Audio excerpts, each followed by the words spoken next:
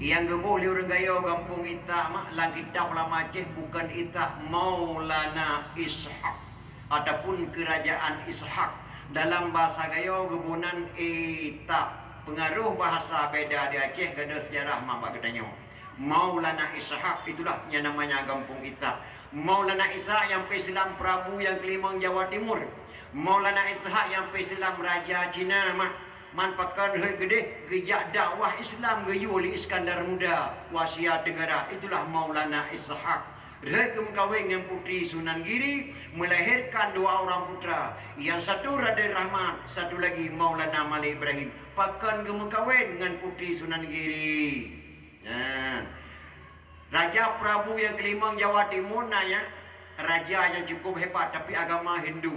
Gebi anak sabah Allah gadis cukup cantik, tidak pernah sehat, sakit stres pungo. Hana dukun yang mampu pubat anak Prabu yang Kelimang Jawa Timur. Anak tok sabah. Dihai alun najum. Coba lihat siapa bisa mengobati anak saya bisa sembuh.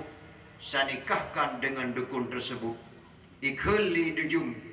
Ada seorang bisa mengobati anak tuan yang bernama Maulana Ishak dari Aceh. Beliau berdakwah ke Asia Tenggara sampai ke Pulau Jawa ini.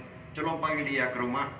Kejak Maulana Ishak diundang rumah. Gedanya li Prabu yang Kelimang Jawa Timur. Bisa ada obati anak saya? Tidak ada obat lagi tuan anakmu. Tidak ada obat lagi dunia ini kepada anakmu kecuali mengucap dua kalimat syahadat. Itulah sembuh anakmu.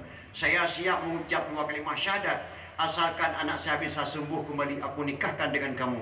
Pulih Prabu yang Kelimang Jawa Timur bernikah dengan putri Sunan Giri, melahirkan dua orang putra. Yang satu Raden Rahman, yang satu lagi Maulana Malik Ibrahim yang kena Aceh mak. Dadang dan Ali bin Abi Talib bangsa Acehnya 70 keturunan. Maka bangsa yang paling bodoh, bangsa yang lupa kepada sejarah, bangsa yang paling bodoh, bangsa